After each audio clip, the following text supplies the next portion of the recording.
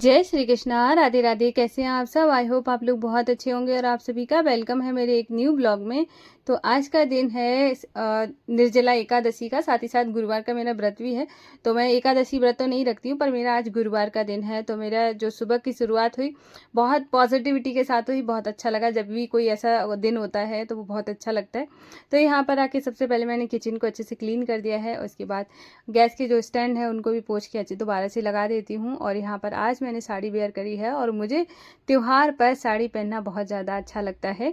और तो इस तरीके से जब मैं कुछ सही से पहनती हूँ, जैसे मेरे लिए ना व्रत मेरा त्योहार से कम नहीं होता है, तो मुझे बहुत ज़्यादा अच्छा लगता है। तो मैं थोड़ा सा मुझे तैयार होकर पूजा करना ज़्यादा अच्छा लगता है।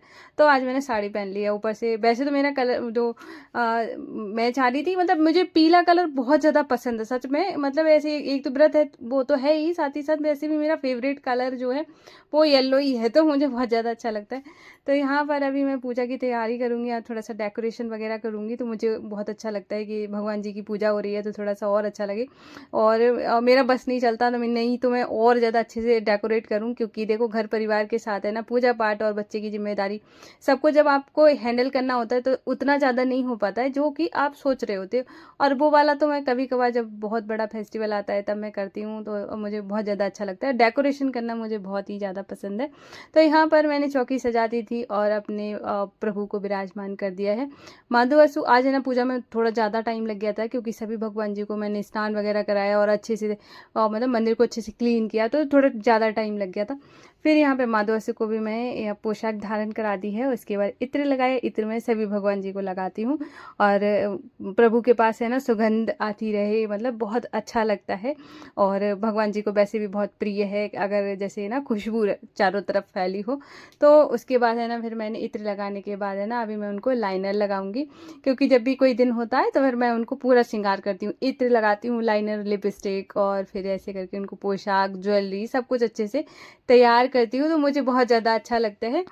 तो आज का पहला कमेंट हमारी प्यारी सी सखी ममता जी का। उनका कमेंट है कि आप है ना, जैसे जो हम डेली में पूजा करते हैं तो जो हम कपड़े पहन के पूजा करते हैं, तो क्या हमारे पूजा के कपड़े अलग होने चाहिए या फिर हम जो पहनते हैं उन्हीं को पहन के पूजा कर सकते हैं?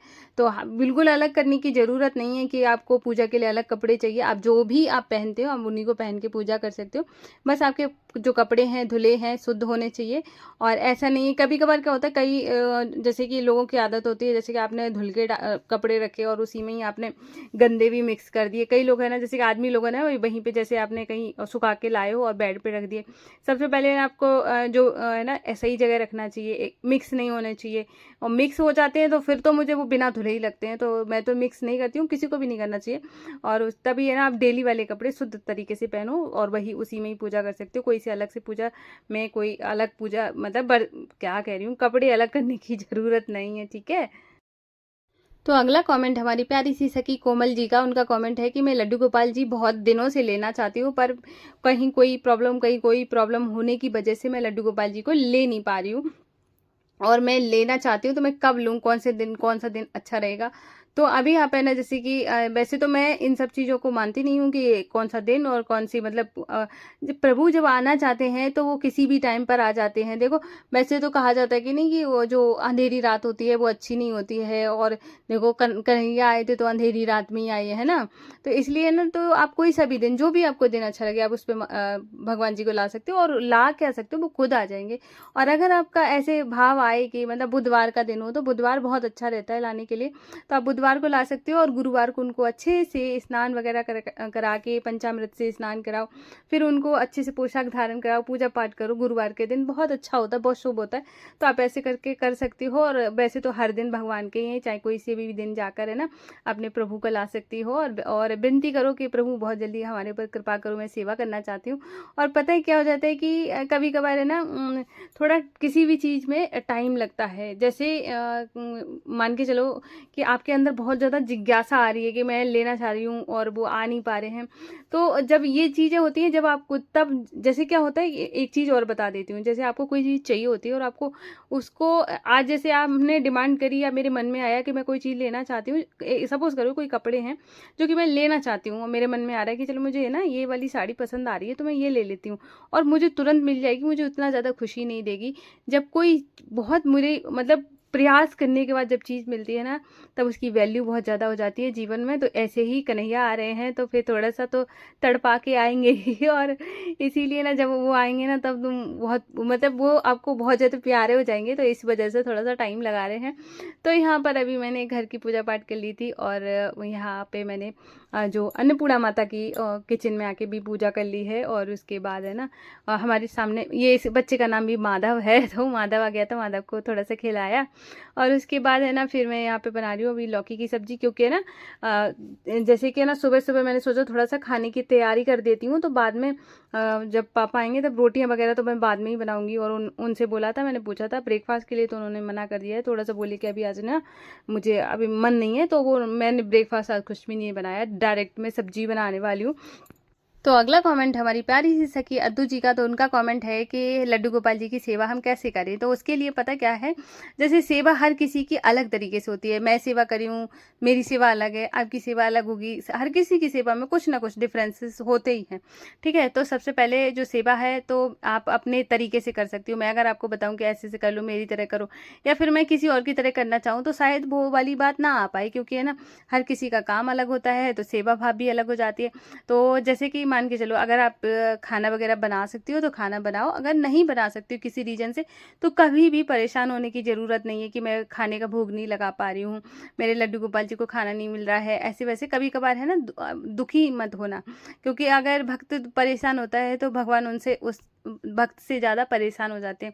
तो देखो, अगर जैसे कि खाना ना बन पाए, तो बहुत सारी चीज़ें हैं जो कि मार्केट में भी मिल जाती हैं, और डेली खाना नहीं बना सकती हो तो लेकिन कभी कभी है ना, अब जैसे कि अभी लौकी की बर्फी बना लो, लड्डू वगैरह बना के रख लो, और तो ऐसे करके भूख लगा सकती हो। सुबह में जब उठो ना, उठने के बाद है ना, वैसे तो मैंने वीडियोस प्रॉपर बनाया हुआ है कि लड्डू गोपाल जी की सेवा कैसे करें, अगर आप प्रॉपर देखना चाहती हैं तो वैसे देख सकती हैं।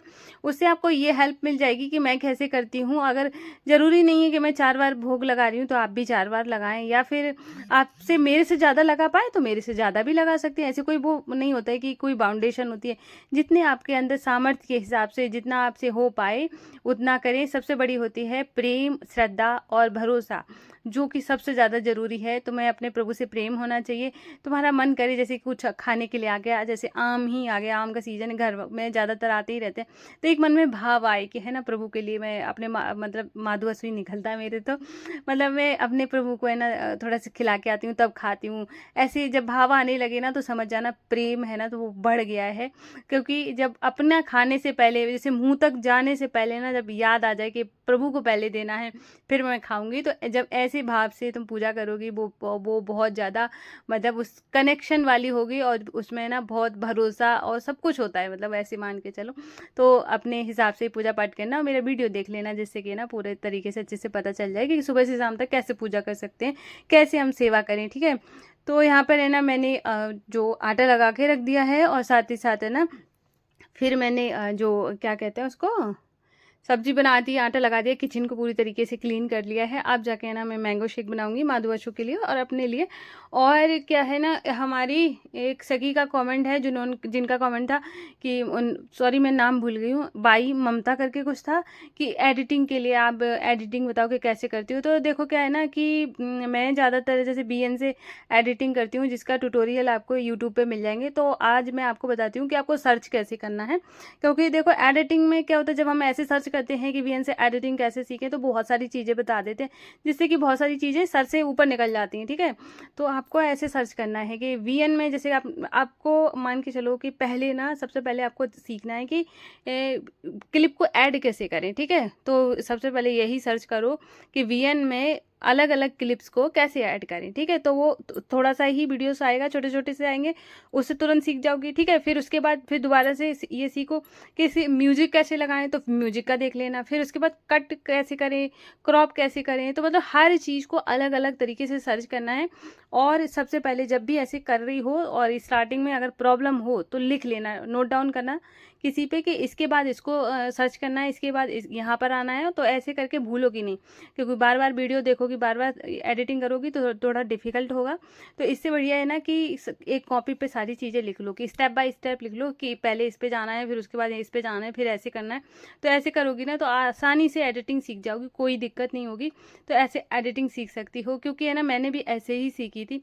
वैसे मुझे ज़्यादा दिक्कत आई नहीं थी, मैंने ज़्यादातर मतलब मैं कहूँगी कि वीएन से मैंने बहुत कम सीखी थी। थोड़ी ये सीखी थी कि मैंने स्टार्टिंग में मेरे अगर बहुत पहले के शॉर्ट पड़े होंगे तो जिसमें नहीं वो अब जैसे कि एआई आ गया, तब एआई नहीं था, तो जो मर्ज वाले जो वीडियोस थे जिसमें पीछे बैकग्राउंड में माता या कृष्ण भगवान की फोटोज होती थी और आगे से आप दिख रहे होते, तो इस तरीके का मैंने बनाना सीखा था। तब मैंने वीएन पे थोड़ा सा सर्च करके सीखा था। बाकी जो चीज़ें थी वो मैंने खुद से ही सर्च करके इसमें क्या है क्या नहीं है अभी तक है ना, मुझे जितनी ज़रूरत होती है वही मैं एडिट करती हूँ। बाकी चीज़ों में बहुत सारे उसमें ऑप्शन है, फंक्शन है, जो कि मुझे जब ज़रूरत नहीं है तो मैं आगे का सीखती भी नहीं हूँ। वैसे अगर ये बुराई नहीं है कि मतलब सीखना तो अच्छा होता है, लेकिन मुझे ज़रूरत नहीं पड़ रही है तो फिर मैं आगे का सीख भी नहीं रही हूँ। वैसे तो बहुत सारे ऑप्शन है उसके अंदर। तो यहाँ पर आज मैंने जैसे माधुअसु की धूप बत्ती, दिया बत्ती और मतलब क्या बोल रही हूँ, रुई बत्ती, खाने की चीज़ें, वो सारी मैंने अच्छे से ऑर्गेनाइज कर दी हैं। हमारी एक सखी का कमेंट था कि आप किस तरीके से ना कपड़े वगैरह मुकुट कैसे करके रखती हो, तो मैंने सोचा है ना ये ऑर्गेनाइज़र है जो कि मैंने बाय किया था। अगर आप लोगों को पसंद आए तो आप बताना, तो मैं इसका लिंक प्रोवाइड कर दूँगी, टैग कर दूँगी, तो वहाँ से आप बाय कर सकते हो। तो ये इसमें क्या है ना, सारे भगवान जी के कपड़े भी अच्छे से आ जाते हैं। नीचे वाले में मैं खाने की चीज़ें रखती हूँ, उससे ऊपर वाले में ये सारे मुकुट रखती हूँ। मुकुट इस तरीके से रखने से ख़राब भी नहीं होते हैं और ज़्यादा टाइम तक है ना आपके सेफ रहते हैं। तो ऐसे करके मैं सारे मुकुट्स लगा देती हूँ माधुअसु के। और यहाँ पर है ना, और बाकी जो 3 और जो रहते हैं, 5 का है ये, और तो इसमें अच्छा खासे उनके कपड़े भी आ जाते हैं, सारी ज्वेलरी आ जाती है, सब कुछ आ जाता है। तो मैं ऐसे करके ऑर्गेनाइज करके रखती हूँ। तो ऊपर वाले में सब में तीनों में कपड़े थे, और यहाँ पर है ना, और सारी चीज़ मैंने अच्छे से अरेंज कर दी हैं। अब ये हो गया था शाम का टाइम, तो घर का झाड़ू पोछा करने के बाद लगाई थी बस, और जूठे जो बर्तन थे सब लोगों ने खाया था दोपहर में। तो मैं क्या करती हूँ, शाम के टाइम में सारे बर्तन वगैरह को धुल के फिर झाड़ू लगाकर, और उसके बाद फिर मैं नहा लेती हूँ शाम के टाइम में पूजा करने से पहले। तो यहाँ पर अभी मैंने कॉफ़ी बना ली थी, और अब मैं थोड़ा सा कॉफ़ी पीऊँगी जाके, और उसके बाद है ना फिर वही पूजा पाठ का काम शुरू हो जाएगा। तो एक और कमेंट है हमारी प्यारी सी सखी का, जिनका मैं नाम लेना भूल गई हूँ। तो उनका कमेंट था कि जब हम भक्ति मार्ग पे होते हैं, जब हम भगवान की पूजा कर रहे होते हैं, तो हमें इतने सारे कष्ट क्यों मिलते हैं। और कई लोगों के मतलब मुंह से भी सुन रखा है कि अगर आप ज़्यादा पूजा पाठ करते हो तो आपको कष्ट मिलते हैं। तो मैं इस चीज़ को बिल्कुल भी नहीं मानती हूँ कि मतलब अगर आप ज़्यादा पूजा पाठ करते हो या भगवान की शरण में चले जाते हो तो आपको कष्ट मिलते हैं। ठीक है, तो ऐसा कहीं पर भी लिखा नहीं है, कहीं कुछ नहीं है। ये सब सोसाइटी की तरफ से बनाया हुआ है और कुछ भी नहीं है। मैं एक एग्जाम्पल के तौर से बताती हूँ। जैसे कि क्या होता है, जैसे कोई इंसान है बहुत ज़्यादा पूजा पाठ कर रहा है, भक्ति के मार्ग पर चल रहा है, उसके साथ जब जीवन में उसकी कोई घटना घट जाती है तो सबसे पहले ना सोसाइटी वाले बोलते हैं, कोई और नहीं बोलता है, क्या है ना, वो तो बहुत ज़्यादा पूजा पाठ करते थे फिर भी उनके साथ ऐसा हो गया। ठीक है, और जब किसी के साथ खराब होता है तो सबसे पहले ये कह देते हैं भगवान को ऐसा नहीं करना चाहिए था, कि मतलब इस तरीके से हम जो चीज़ें हैं ना वो खुद धीरे धीरे करके एक के दिमाग में गई, दूसरे के दिमाग में गई, फिर धीरे धीरे करके ना सब में फैल गई कि ये चीज़ें होती हैं। जब कष्ट मिलता है ना, जब जो ज़्यादा पूजा पाठ कर रहा होता है उसी को कष्ट मिलता है, ऐसा कुछ नहीं है। आपने जो चीज़ें करके आए हो उसको तो भोगना ही है। ठीक है, उसको कौन मिटा सकता है, लेकिन कौन मिटा सकता है इसमें सबसे बड़ी बात हो जाती है कि अगर मिटाता है कोई तो वो सबसे ज़्यादा होता है कि आपकी पूजा पाठ और आपका नाम जाप। अगर आपके मान के चलो है ना कि आपने कोई बुरे कर्म करे हैं, ठीक है, और वो धीरे धीरे है ना आप उसमें बहुत ज़्यादा फंसे पड़े हो और आपके जीवन में कठिनाइयाँ आ रही हैं और कुछ नहीं हो रहा है, तो यकीन मानो आप अगर पूजा पाठ करते हो तो वो है ना धीरे धीरे है ना वो कटने शुरू हो जाते हैं।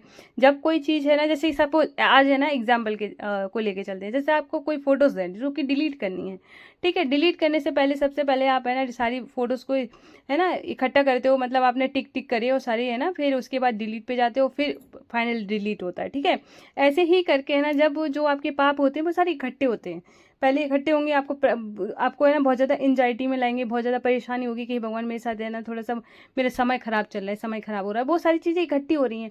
फिर एक दिन ऐसा आएगा सारी चीज़ें डिलीट होंगी और आपका जो दिन है, जो आपका फ्यूचर है, वो बहुत ब्राइट हो जाएगा। ठीक है, तो भगवान की कृपा से ना आपके जो पाप होते हैं वो अगर आपके मान के चलो 10 साल में कट रहे हैं, वो 5 में ही कट जाएंगे। तो अगर भगवान की शरण में चले जाओगे तो बहुत अच्छा होगा। भगवान किसी के साथ बुरा नहीं करते हैं, ये तो हम लोगों के द्वारा थॉट्स बनाए गए हैं कि ऐसा हो जाता है, ऐसा हो जाता है।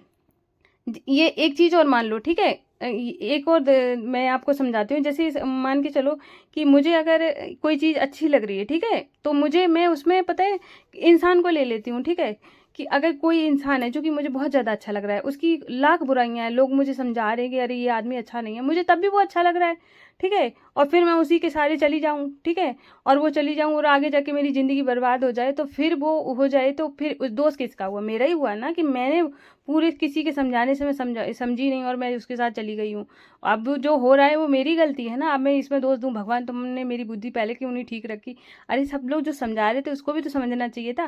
तो ऐसे करके देखो कि भगवान कभी किसी का नहीं बुरा करते हैं, हमेशा पॉजिटिव सोचो और सब अच्छा होता है। और प्रभु के हम बच्चे हैं, माता पिता अपने बच्चों के साथ कभी कुछ बुरा नहीं करते हैं। और अभी है ना शाम की आरती का टाइम हो गया था, मैंने पूजा के बर्तन सारे धुल के रख दिए हैं। और यहाँ पर है ना, फिर अगर पता है बर्तन अच्छे से धो दो और उसके बाद पोंछ के रखो तो आपके बर्तन हमेशा चमकते रहते हैं, जिससे कि नए हो। तो मैं तो हमेशा पोंछ के ही रखती हूँ, कभी कभार बहुत जल्दी में होती हूँ तो दूसरे दिन देखती हूँ इतने दाग लगे होते हैं उस पर। और तो ऐसा मतलब फिर वो अच्छे भी नहीं लगते, कि ऐसे लगता है कि ये तो धुले ही नहीं है, शायद ऐसे हो जाते हैं।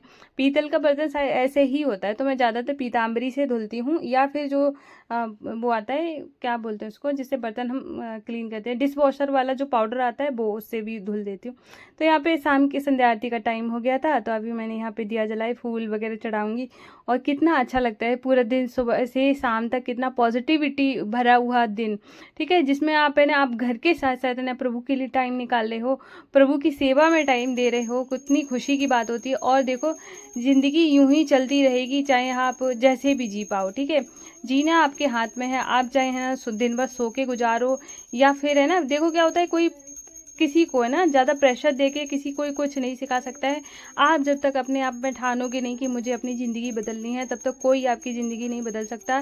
ठीक है, तो इसलिए ना अपने आप को टाइम दो, अपने आप को ग्रूम करने में टाइम दो कि मैं कैसे अच्छी बेहतर इंसान बन सकती हूँ, मैं अपना ख्याल कैसे रख सकती हूँ, मैं अच्छी कैसे दिख सकती हूँ। अब मैं ठीक है, मेरी हाइट कम है तो मैं क्या बढ़ा लूँ? नहीं बढ़ पाएगी, लेकिन मैं अपने आप को सही से मेंटेन करके रखूँ तो मैं अच्छी लगूंगी।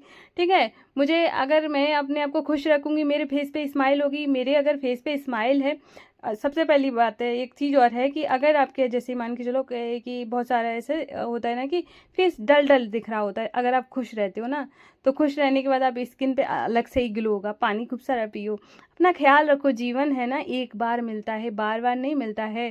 ठीक है, बार बार क्या मिलती है? बार बार मौत मिलती है। अब मैं समझाती हूँ वो भी कैसे।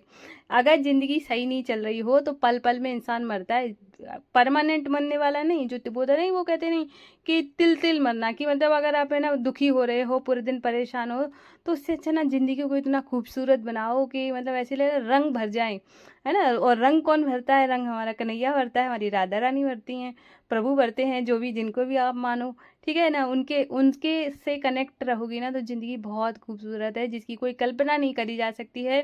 तो बस उन्हीं का हाथ पकड़ लो कि प्रभु जिस सहारे ले जाओगे मैं तो वहीं चल दूंगी, मुझे तो कुछ नहीं पता है। तो ऐसे करके जब जब अपनी ज़िंदगी बनाओगी ना तो बहुत खूबसूरत है। तो तो आज मैंने बनाई थी रबड़ी, साथ में मीठे पुए। और अब मैं चलूंगी वशु और लड्डू को प्रेम भाव से भोग लगाऊंगी, और विष्णु भगवान जी, माता लक्ष्मी, सभी भगवान जी को भोग लगाऊंगी। और आप लोग बताना कि आपको आज का ब्लॉग कैसा लगा है। और कहना मैं क्या पूछना, हाँ, रबड़ी की रेसिपी के लिए आपने बोला था, तो रबड़ी मैंने जरा सी बनाई थी तो फिर मैंने रिकॉर्ड नहीं कर पाया। किसी दिन सही से बनाऊंगी तब रिकॉर्ड करके आपको दिखाऊंगी। तो यहाँ पर है ना भोग बन गया था, अभी हम चलेंगे, बहुत प्रेम भाव से भोग लगाएंगे। इस ब्लॉग को यहीं पर एंड करूंगी, फिर मिलूंगी कल न्यू ब्लॉग में। राधे राधे, जय श्री कृष्णा।